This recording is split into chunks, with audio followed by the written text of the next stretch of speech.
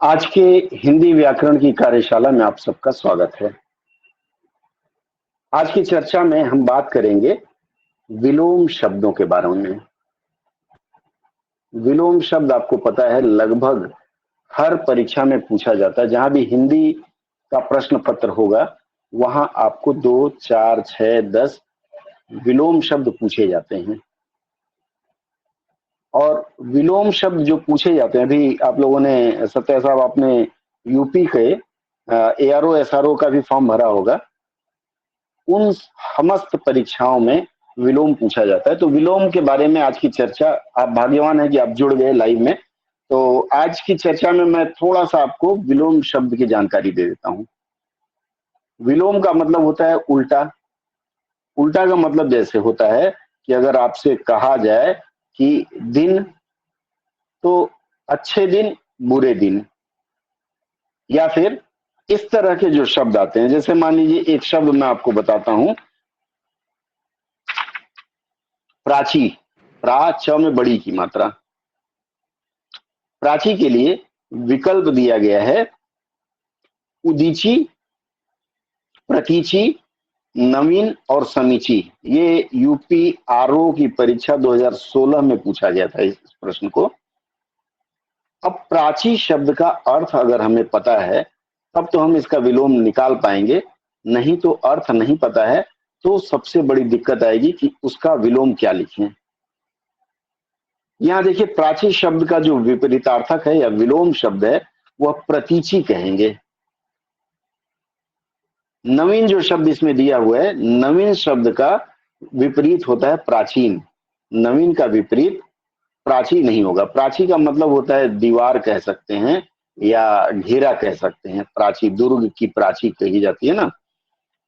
तो ये जो इसका सबसे पहला सूत्र ये है, अगर आपको विलोम शब्द लिखने के लिए आता है तो उसका सबसे पहला सूत्र है कि संज्ञा शब्द अगर है तो उसका विलोम संज्ञा ही होगा, वह विशेषण या फिर सर्वनाम नहीं होगा। जो शब्द पूछा गया है अगर वह मान लीजिए सर्वनाम है तो सर्वनाम का विलोम सर्वनाम ही होगा। इसी तरह से अगर मान लीजिए आपसे क्रिया पूछा गया है तो क्रिया का विलोम क्रिया ही होगा, क्रिया का विलोम संज्ञा नहीं होगा। पिछले व्याकरण के पाठ में आप लोग पढ़ चुके हैं कि संज्ञा क्या है, सर्वनाम क्या है, क्रिया क्या है, विशेषण क्या है। आपको उनके पहचान के बारे में भी मैं बता चुका हूं। अगर ध्यान नहीं है तो इस पर फिर हम लोग चर्चा कर लेंगे, या फिर हमारे कुछ वीडियोस हैं चैनल पे, आप उसको देख सकते हैं। तो यहाँ जो है संज्ञा का विशेषण नहीं होगा, विशेषण का क्रिया नहीं होगा। ये अगर ध्यान में रखेंगे तो आपको दिक्कत नहीं होगी। जैसे मान लीजिए साकार शब्द मैं कहूं अगर, तो साकार क्या है सत्या साहब, साकार क्या है? चलिए, साकार का हम लिखते हैं निराकार। साकार संज्ञा है। इसी तरह जन्म संज्ञा है, या कहीं कहीं क्रिया का रूप ही होता है, तो जन्म का मृत्यु माना गया है। ये इनके विलोम लिखने की ये परिपाटी है। एक चीज और इसमें ध्यान देने वाली बात है कि सर्वनाम शब्दों का विलोम बहुत कम होता है। सर्वनाम शब्द का स्त्रीलिंग आपको मिलेगा। जैसे मैं, मेरा, इस तरह की चीजों का स्त्रीलिंग कभी कभी मिल सकता है, लेकिन सर्वनाम शब्दों का विलोम बहुत कम मिलेगा आपको। अब विलोम शब्द कई बार क्या होता है, हमें कुछ विशेष मिलता भी नहीं है। तो विलोम शब्द बनाने की प्रक्रिया क्या है? कई ऐसे शब्द हैं जिसमें हमें कुछ लगा करके बनाना पड़ता है। शब्द निर्माण में आपने पढ़ा है कि उपसर्ग और प्रत्यय लगा करके हम नए शब्दों का निर्माण करते हैं। इसी तरह से हम लोग ये जो उपसर्ग और प्रत्यय हैं उनका प्रयोग करके विलोम शब्द भी बना सकते हैं। जैसे उदाहरण के लिए आप देखिए, प्रत्यक्ष एक शब्द है। प्रत्यक्ष शब्द का अगर हमें विलोम बनाना होगा तो उसमें हम लोग क्या अप्रत्यय जोड़ देंगे, क्षमा करें, अ उपसर्ग। उपसर्ग मतलब जो शब्द के पहले लगता है। तो प्रत्यक्ष का विलोम बन गया अप्रत्यक्ष। इसी तरह से एक शब्द है हिंसा। अगर हिंसा शब्द के आगे हम अ लगा देते हैं, क्या बन जाएगा? अहिंसा। अर्थात अहिंसा का मतलब है जो हिंसा न करे। इसी तरह से मान लीजिए लौकिक है, उसके आगे अ लगा दिया गया, अलौकिक हो गया। धार्मिक है, उसके आगे अ लगा दिया गया, अधार्मिक हो जाएगा। अ के बाद जो दूसरा उपसर्ग आता है वह है अप। जैसे मान लीजिए मान शब्द मैं कहूं, मान मतलब किसी को सम्मान देना, उस मान शब्द के आगे हम अ और प अगर जोड़ देते हैं तो क्या बनेगा? अपमान। इसी तरह से कीर्ति शब्द है, कीर्ति शब्द के आगे हम अगर अ प जोड़ देते हैं तो क्या बनता है? अपकीर्ति। इसी तरह से जो तीसरा उपसर्ग है वह है अ न में हलंत लगेगा, अ और आधा न, अ न जोड़ करके भी आप विलोम बना सकते हैं। जैसे उत्तरित, उत्तरित मतलब जिसका उत्तर दिया गया है, उसके आगे अ न लगा दें, अ न अन।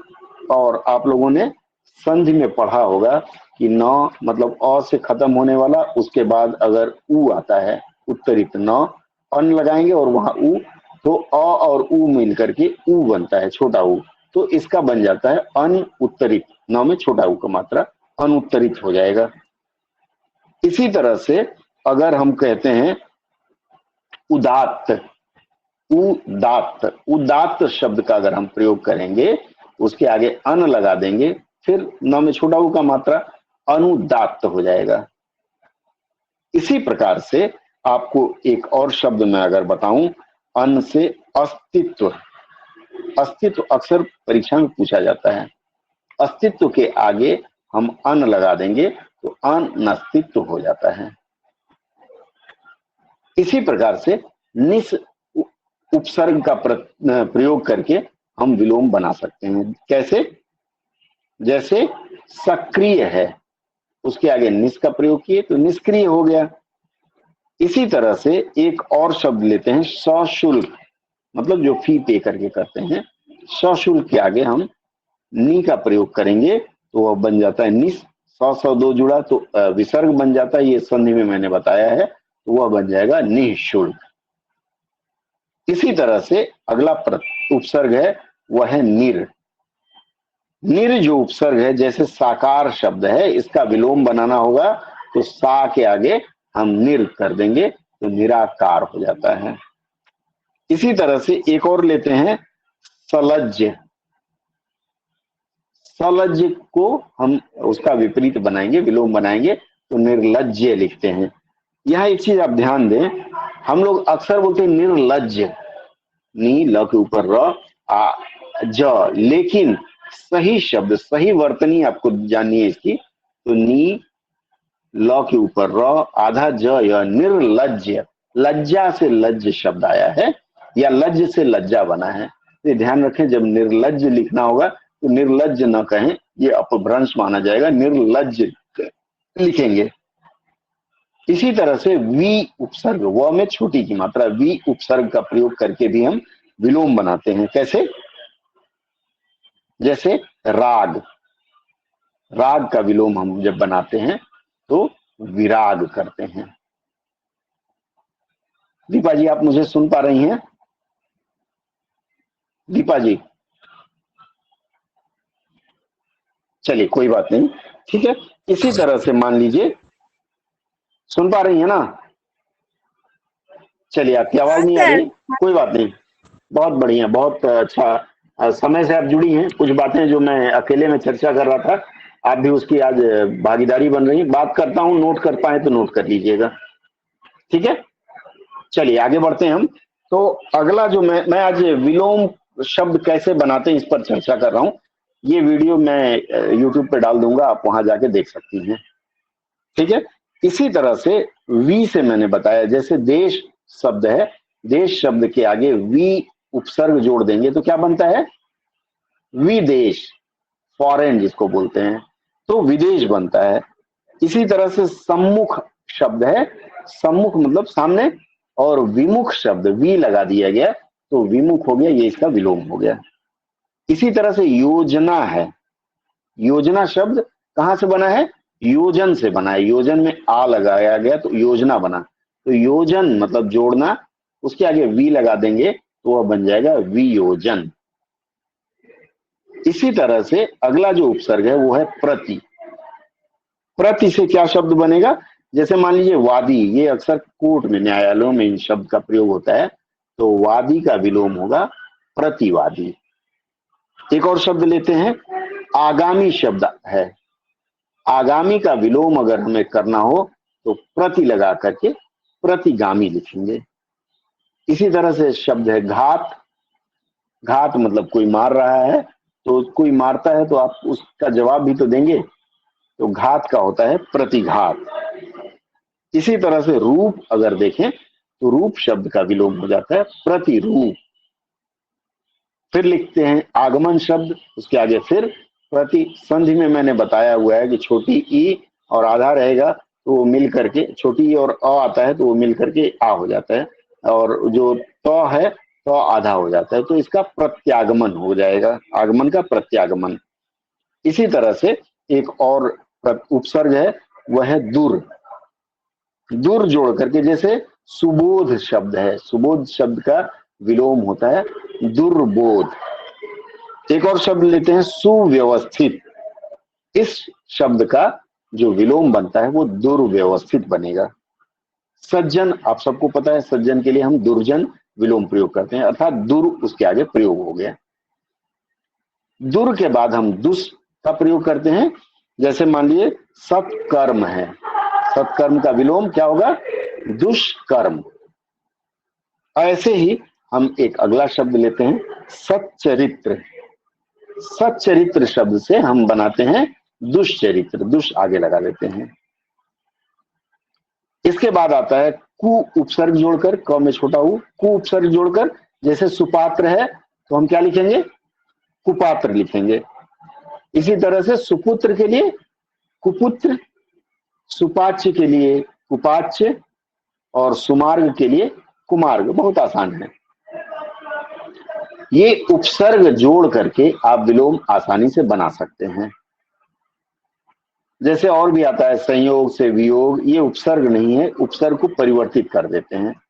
संयोग से वियोग, आदान से प्रदान, सुलभ से दुर्लभ, आयात से निर्यात।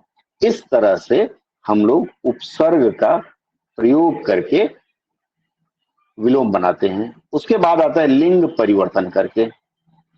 जैसे मान लीजिए राजा है तो राजा का विलोम हम क्या लिखेंगे? रानी। स्त्रीलिंग भी उस विलोम में आ जाता है। भाई है तो बहन, ये विलोम में दरअसल नहीं आता है भाई बहन, ये लिंग परिवर्तन है, लेकिन कई बार इसे भी हम लोग विलोम मान लेते हैं। उसके बाद अलग अलग शब्दों के द्वारा होता है, जैसे लाभ, हानि, जीवन, मरण, मूक, वाचाल, कटु, मधुर। तो यह हो गया आपको विलोम शब्द बनाने की जो प्रक्रिया है, वह मैंने संक्षेप में आपसे बात किया। इसके बाद अगला जो सत्र हम करेंगे, उस सत्र में हम अनुलोम विलोम पर कुछ प्रश्नों का अभ्यास करेंगे। दीपा जी, जैसे मैंने अभी बताया आपसे, मैं आपको 2 प्रश्न देता हूं विकल्प के साथ में, देखा जाए कितना प्रभाव पड़ा। पहला शब्द मैं आपको देता हूं अभ्यांतर। अभ्यांतर, इसका विलोम क्या होगा? 4 विकल्प मैं दे रहा हूं। पहला विकल्प है बाह्य, दूसरा विकल्प है अंदर का, तीसरा है मध्य, और चौथा है अभी अभी। क्या होगा इसका दीपा जी? बाह्य। बिल्कुल सही, बाह्य होगा। क्यों? अभ्यांतर का मतलब होता है अंदर का या आंतरिक या भीतरी, तो भीतर का है तो उसके लिए बाहर आएगा। एक और शब्द देता हूं मैं, निषिद्ध। निषिद्ध शब्द के लिए 4 विकल्प, सिद्ध, अनिषिद्ध, विहित और घृणित। अनिषिद्ध। अनिषिद्ध, एकदम सही बोला आपने। अधिकांश लोग सिद्ध मार देंगे। अनिषिद्ध क्यों? निषिद्ध का मतलब होता है मना, और अनिषिद्ध का मतलब होता है मना नहीं। मतलब मनी नहीं। लेकिन लेकिन लेकिन लेकिन ये गलत उत्तर है। निषिद्ध का मतलब मना, ठीक है, आपको मना किया गया, इसका विलोम विहिप होगा। वह में छोटी की मात्रा, ह में छोटी की मात्रा, विहित। विहित का मतलब होता है जानकारी होना, ठीक है। सिद्ध नहीं होगा, अनिषिद्ध शब्द होता ही नहीं, सिद्ध, ठीक है। उसके बाद घृणित तो होगा ही नहीं। ये चार विकल्प में से आपको विहित शब्द का चयन करना था, ठीक है। यहां तक स्पष्ट है? ठीक है, अगला सत्र हम